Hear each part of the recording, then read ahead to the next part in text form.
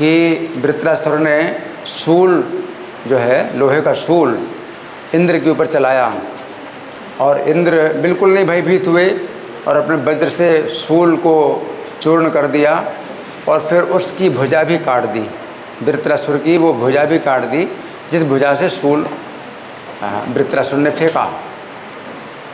और वृत्रासुर की भुजा कट गई तो भी जो है उन्हें कोई कष्ट नहीं हो रहा है, शरीर से ऊपर उठे हुए हैं और युद्ध कर रहे हैं। वो युद्ध को अपना कर्तव्य समझ करके युद्ध कर रहे हैं और जानते हैं कि वो मारे जाएंगे, लेकिन अपना कर्तव्य समझ कर युद्ध कर रहे हैं। उन्होंने दूसरे हाथ, जो दूसरा हाथ बचा था उससे परिघ उठाया और इंद्र की जो है ठुड्डी में वो परिघ मारा और हाथी को भी मारा, तो शायद हाथी भी गिर गया हो, लेकिन इंद्र के हाथ से वज्र छूट गया। तो वृत्रासुर ने इंद्र को कोई चोट नहीं पहुंचाई, केवल ऐसे ऊपर से मारा, ज़्यादा बल प्रयोग नहीं किया। वो इंद्र की रक्षा करना चाहते हैं, लेकिन इंद्र के हाथ से वज्र छूट गया। और इंद्र जो है अब वृत्रासुर का ये गुण देख रहे हैं कि कितना बड़ा गुण है। मैंने इनकी एक भुजा काट डाली, लेकिन तो भी ये जो है मुझे कुछ उस प्रकार से चोट नहीं पहुंचा रहे जैसे चोट पहुंचानी चाहिए। वृत्रासुर तो बहुत चोट पहुंचा सकते थे, लेकिन इंद्र के हाथ से वज्र छूट गया तो उनको बड़ी लज्जा आ रही है। अब अगर वज्र उठाएं वृत्रासुर के ऊपर वध करने के लिए, है ना, तो इंद्र सोचते मेरा बहुत बड़ा अन्याय होगा। इनके पास इतनी शक्ति है और इस अपनी शक्ति का प्रयोग करके ये तो मुझे मार सकते थे। इंद्र को लज्जा आ रही है कि वो वज्र अब कैसे उठाएं। वृत्रासुर ने वज्र गिरा दिया, उनको पूरा अवसर था कि इंद्र का वो वध कर देते। और वृत्रासुर जो है इंद्र को अवसर दे रहे हैं कि वज्र उठाओ और मुझे मारो। वृत्रासुर को जल्दी है वैकुंठ जाने की, और इंद्र को जो है बड़ी लज्जा आ रही कि मैं जो है ऐसे महात्मा को मैं कैसे वज्र मारूं जिसका मैंने एक हाथ काट दिया तो भी वो मेरी रक्षा कर रहा है। इंद्र का भी जो है ये गुण है। इंद्र को जो है इतना कठोर हृदय नहीं हो सकता इंद्र का कि ऐसे में भी वज्र को उठाएं। और वृत्रासुर जो है मतलब इंद्र को कह रहे हैं कि तुम वज्र उठाओ।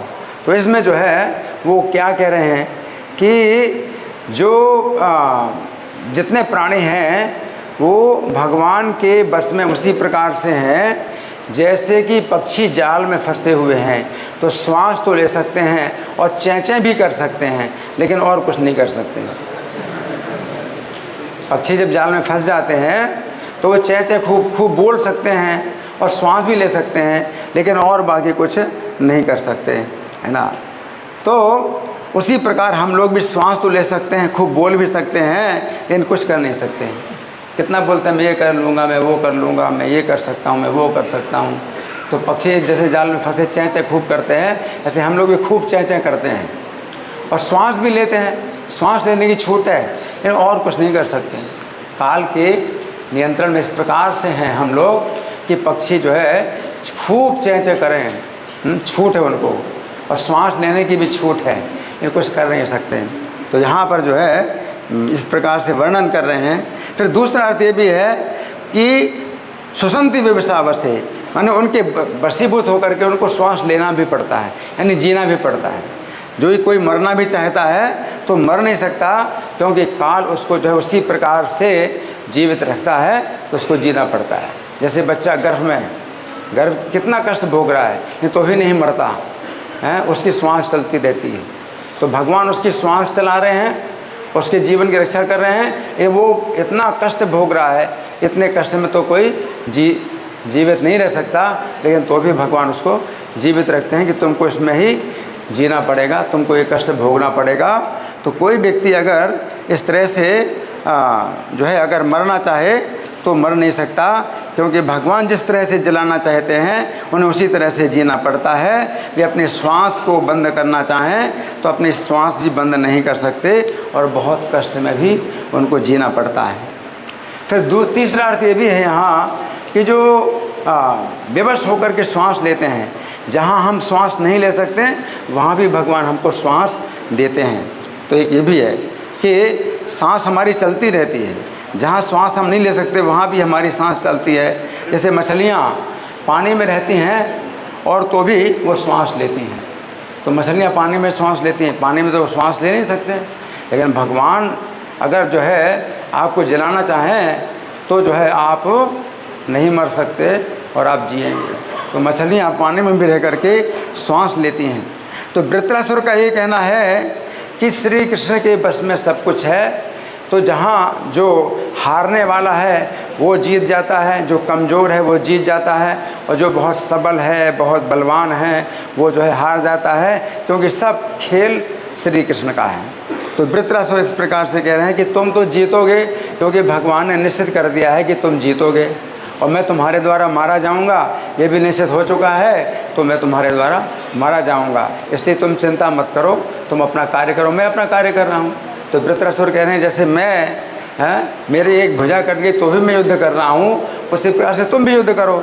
तो वृत्रासुर इंद्र को जो है इस प्रकार से प्रोत्साहन दे रहे हैं। और प्रभुपाद तात्पर्य में क्या बता रहे हैं कि इंद्र असुर हैं और वृत्रासुर सुर हैं। तो ये तुलना की बात होती है कि सुर और असुर कौन है, क्योंकि इंद्र जो है देवताओं के राजा हैं, तो देवताओं के बहुत गुण हैं इंद्र में, असुरों की तुलना में इंद्र जो है सुर हैं। असुर लोग जो है भगवान में विश्वास नहीं करते, हमेशा अपने बल पर विश्वास करते हैं, और कष्ट में संकट में भी जो है अपना घमंड नहीं छोड़ते कि मैं जो है फिर भी मैं जीतूँगा और मैं अपना करूँगा। जैसे रावण असुर था, तो इतना सब जो है संकट आया और सब कुछ मारे गए, उसके सब मंत्री मारे गए, भाई मारे गए, तो भी अपना घमंड नहीं छोड़ता और अपने घमंड को के साथ ही वो भी मर जाता है, वो भगवान की शरण नहीं लेता। लेकिन जो देवता लोग हैं उनमें असुरों से कुछ विशेषता है कि जब कष्ट में पड़ते हैं तो भगवान की शरण लेते हैं, भगवान का आश्रय लेते हैं। असुरों से देवताओं की कुछ विशेषता ये है। लेकिन जब वो सुख में होते हैं तो फिर अपने को कारण समझने लगते हैं, फिर भगवान का आश्रय छोड़ देते हैं, भगवान को भूल जाते हैं। तो देवताओं में भी जो है आसुरी गुण है कि जब सुख में होते हैं तो भगवान को भूल जाते हैं और अपने को कारण समझने लगते हैं, अपने को भगवान समझने लगते हैं। लेकिन असुरों में जो है ये देवता का भी गुण है कि जब देवताओं में जो है सुर का भी गुण है कि जब कष्ट में आते हैं, संकट में आते हैं, तो भगवान का आश्रय लेते हैं। तो इंद्र जो है सुर भी कहे जा सकते हैं, असुर भी कहे जा सकते हैं, ये तुलना की बात है। लेकिन जो वैष्णव, शुद्ध वैष्णव वृत्रासुर हैं, तो वो हर समय भगवान का आश्रय लेते हैं कि कोई भी ऐसा समय नहीं होता है कि वो अपने को कारण समझें, तो हमेशा ही वो भगवान के आश्रित रहते हैं। तो वृत्रासुर की तुलना में इंद्र जो है असुर हैं, वृत्रासुर सुर हैं। लेकिन इंद्र की तुलना में जो दूसरे असुर हैं वो असुर हैं और इंद्र सुर हैं। तो ये केवल तुलना की बात होती है। हरे कृष्णा, धन्यवाद। बोलना चाहते थे